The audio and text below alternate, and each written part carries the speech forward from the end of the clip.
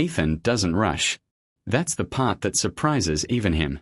He stands in the hallway while laughter spills down the stairs, soft, careless laughter that once belonged to him. His body feels strangely light, as if something essential has already slipped out of him without permission. He looks around the living room, noticing the small things he once fixed with pride, the loose cabinet handle, the picture frame he straightened every time it tilted. None of it feels like his anymore. He picks up his jacket, hesitates, then puts it back down. He doesn't need it. The rain will do something better. When he opens the door, the house doesn't react. No creak. No pause. Just silence. Behind him, life continues without him, uninterrupted. That realization lands heavier than the betrayal itself. The rain hits him hard, cold, and unforgiving, soaking through his shirt in seconds.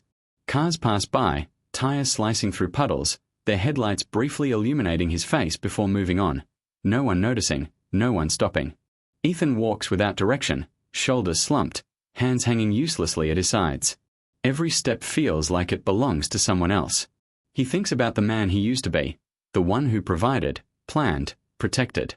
That version of him feels fictional now, like a character written out of the story without warning. He doesn't check his phone. He already knows what's there.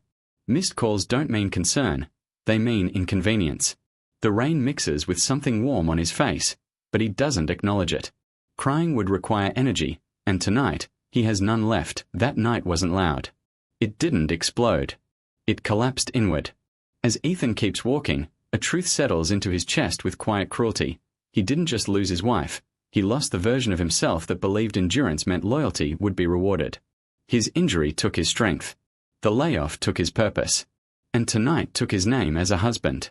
He realizes how easily people redefine you once you stop being useful. Broken.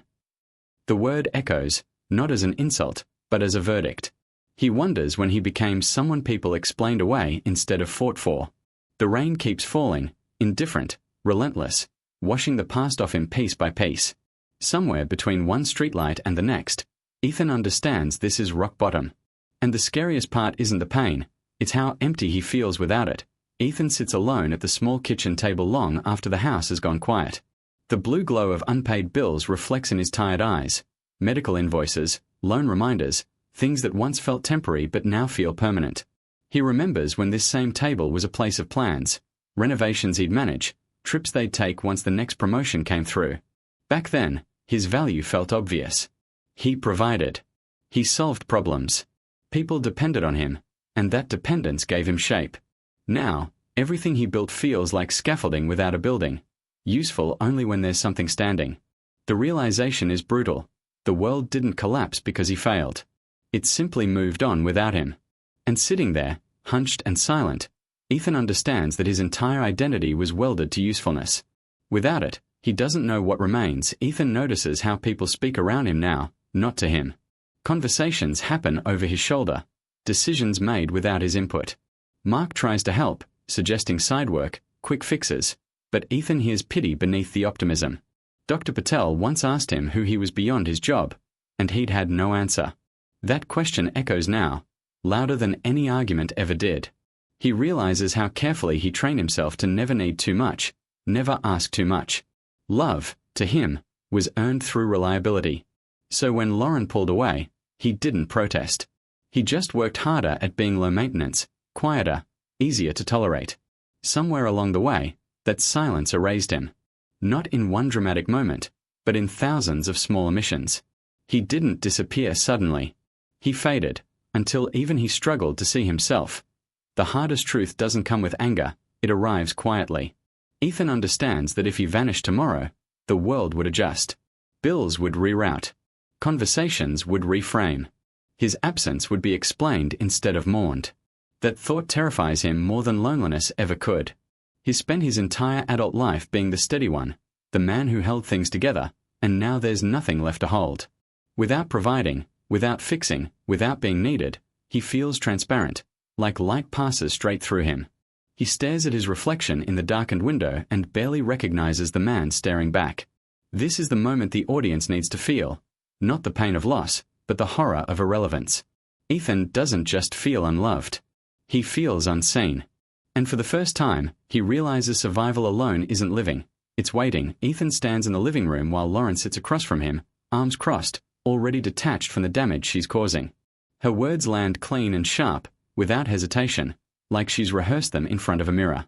She doesn't cry. She doesn't soften the truth. She explains the affair the way someone explains a scheduling conflict: efficient, factual, final. When she says she didn't sign up to carry him, Ethan understands something important. Her love had always been conditional. Strength was the entry fee. Once he couldn't pay it, the door closed. Divorce papers sit on the coffee table, neatly stacked, as if order might make the destruction feel reasonable. Ethan doesn't argue because arguments require hope. And hope left this room before he did. In that moment, the marriage doesn't shatter.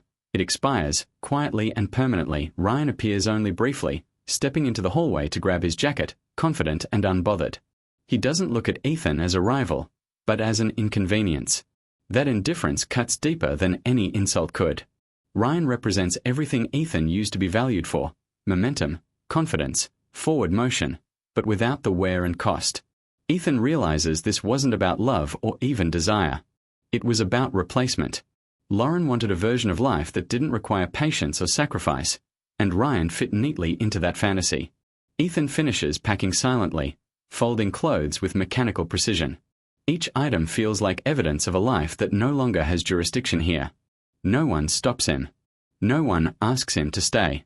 That absence of resistance becomes its own verdict. He is already gone in their minds.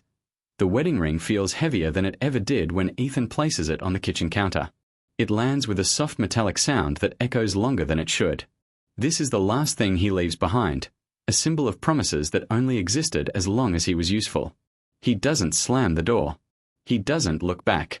Outside, the world feels indifferent, vast, and terrifyingly open. In the days that follow, Ethan erases himself methodically. He sells the car, changes his number, cancels accounts. Each cut feels like mercy disguised as loss. Staying would have meant watching himself shrink daily, explaining his existence, begging for dignity in rooms where it no longer belonged. Leaving is the first choice is made purely for survival. And as he walks away from everything he built, one truth steadies him. If he stayed, he would have died slowly. Ethan's new life begins without ceremony. A rented room barely large enough for a bed, a desk, and the echo of his own breathing. He wakes before dawn to pain that reminds him his body will never be what it was, then forces himself to move anyway. Construction sites, warehouse shifts, night security, jobs that ask nothing of his past, only his presence. Shame follows him like a shadow. He avoids mirrors, avoids names, avoids memories. At night, betrayal replays itself in fragments. Lauren's laughter, the calm cruelty of her words, the sound of his ring hitting the counter. He wakes drenched in sweat, heart racing, convinced for a moment that he never left. But morning comes, indifferent and demanding. Survival becomes his first victory. He learns to endure without explaining himself. No one here knows who he used to be, and that anonymity hurts, but it also heals. Change arrives quietly. Ethan starts therapy again, this time staying when it gets uncomfortable. He learns how deeply he equated worth with usefulness, how love became something he auditioned for instead of received. Physical therapy restores function, if not strength, but discipline returns, and with it, confidence. He studies at night, relearning his field from a different angle, offering consulting work no one expects from the man who barely speaks. Small contracts turn into steady work. His name begins to circulate, not loudly, but reliably. Meanwhile, Lauren's world fractures in ways she didn't anticipate. Ryan's attention fades once admiration turns into expectation. The stability she once resented becomes absence. Regret creeps in slowly, not as longing, but as unease. Ethan, unaware of her unraveling, builds a life that no longer requires her absence to define it. Years later, the email arrives without warning. Ethan stares at the screen, reading the sender's name twice before understanding. A law firm. Her name. The message is brief, professional, carefully neutral. Lauren wants to meet.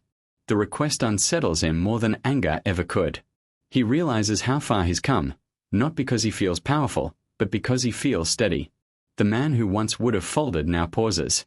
He closes the laptop and sits with the discomfort instead of running from it. Memories surface, but they don't drown him.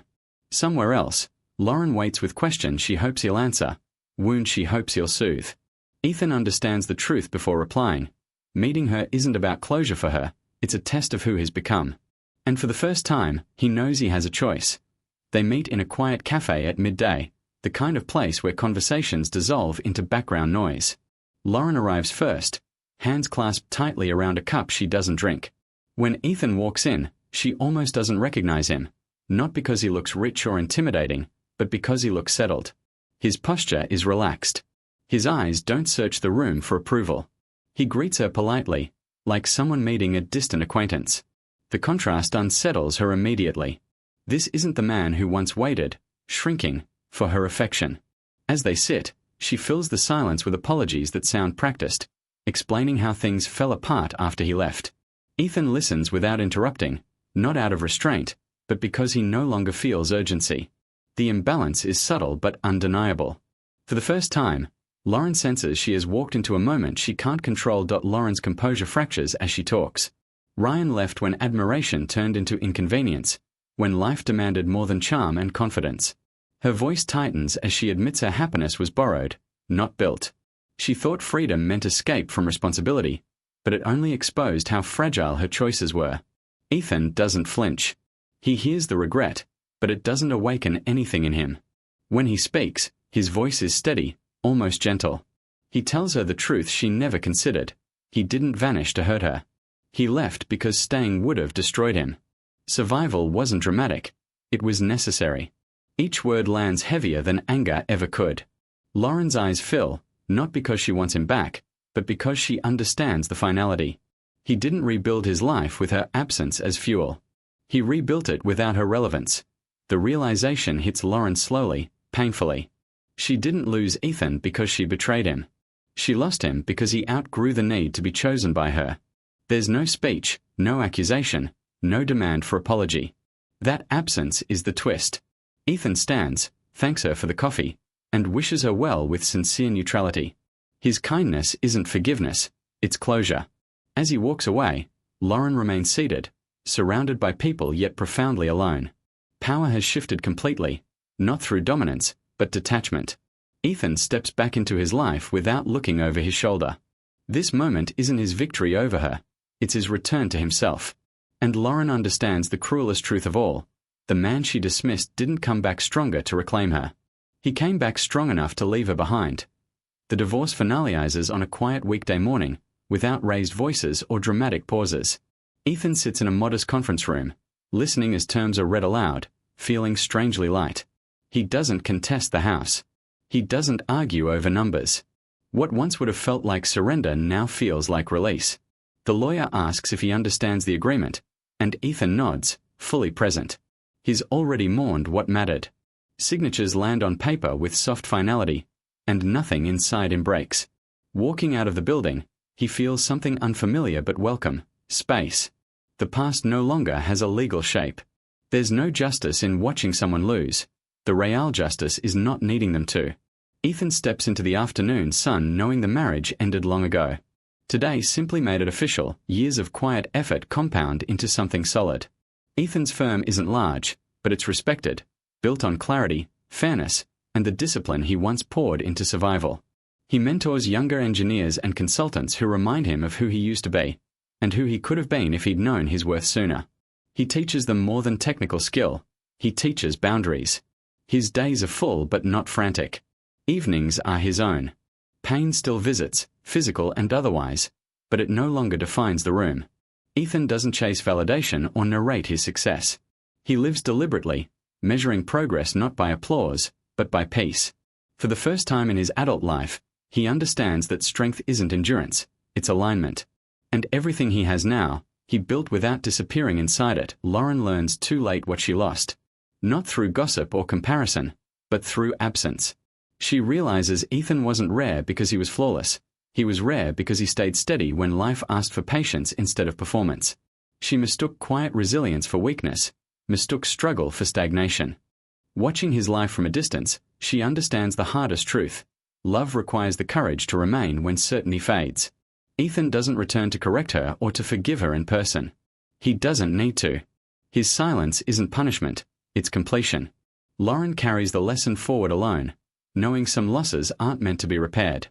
Meanwhile, Ethan moves through his life unburdened, no longer defined by who walked away, but by who he became after they did. The donation center smells faintly of dust and old fabric, the kind of place where objects go to wait for their next life. Ethan sets the suitcase on the counter gently, his hand resting on the handle a moment longer than necessary. It's scuffed, the zipper slightly crooked, evidence of hurried packing and long miles traveled without direction. This was the only thing he owned that night he left, the container for everything he thought he still was. He remembers how heavy it felt then, not because of what was inside, but because of what he was carrying emotionally. Now, lifting it feels effortless. The weight is gone. He signs the donation slip, thanks the volunteer, and turns away. Letting go isn't dramatic. It's quiet. And in that quiet, Ethan understands something profound. Survival was only the beginning. This moment, this release, is the proof that he truly moved on outside. The afternoon light is gentle, filtered through passing clouds. Ethan pauses on the sidewalk, hands in his pockets, feeling the world move around him without resistance. For the first time, he isn't bracing himself for the next loss. There's no rush, no ache to prove anything. A faint smile crosses his face, not happiness in the loud sense, but contentment earned slowly, painfully. He thinks about the man he used to be, the one who believed love was something you secured by never falling apart. He doesn't judge that version of himself anymore. He thanks him. Without that man's endurance, this one wouldn't exist. The past doesn't sting, it informs. Ethan breathes deeply, shoulders relaxed, and continues walking. No audience, no witness, just a man moving forward in alignment with who he finally understands himself to be. Ethan's voice doesn't rise or dramatize the truth as it settles inside him. It arrives simply, fully formed, without bitterness. He understands now that loss and discovery aren't opposites. They're often the same doorway. He didn't walk away from a marriage empty-handed. He walked away carrying himself for the first time.